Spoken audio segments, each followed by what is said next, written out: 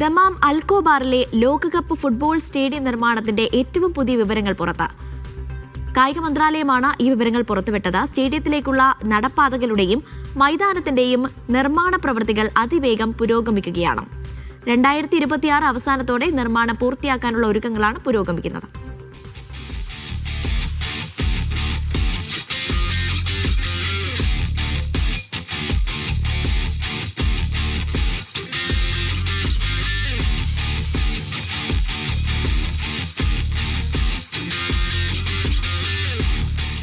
അൽക്കോബർ sports സിറ്റിയിൽ Saudi Aramco നിർമ്മിക്കുന്ന കായികാസ്ഥാനത്തിൻ്റെ ഏറ്റവും പുതിയ വിവരങ്ങൾ പുറത്തുവിട്ട് കായിക മന്ത്രാലയം.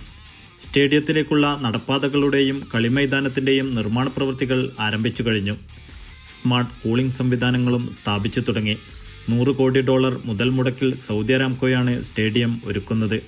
പ്രകൃതി സൗഹൃദ നിർമ്മാണവും ഉദ്യാനവും തുടങ്ങി നിരവധി സൗകര്യങ്ങളും സംവിധാനങ്ങളും സ്റ്റേഡിയത്തിൻ്റെ പ്രത്യേകതകളാണ്.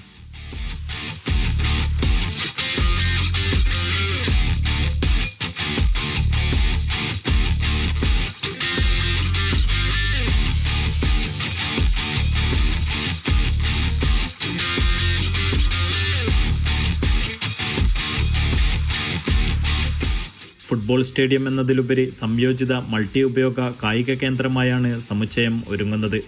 സ്റ്റേഡിയത്തിലേക്കുള്ള പ്രവേശനം സുഗമമാക്കുന്നതിന് പ്രധാനപ്പെട്ട 3 റോഡുകളിൽ നിന്നും ഓവർ ബ്രിഡ്ജുകളും പദ്ധതിയുടെ ഭാഗമാണ്.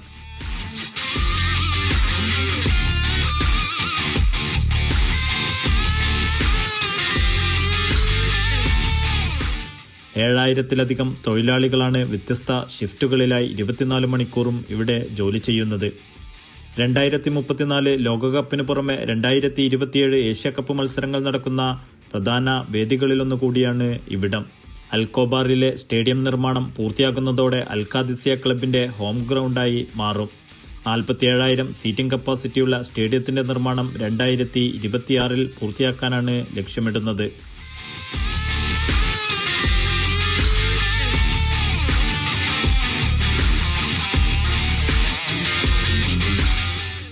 Naushad റിക്കൂർ, media 1, Dammam.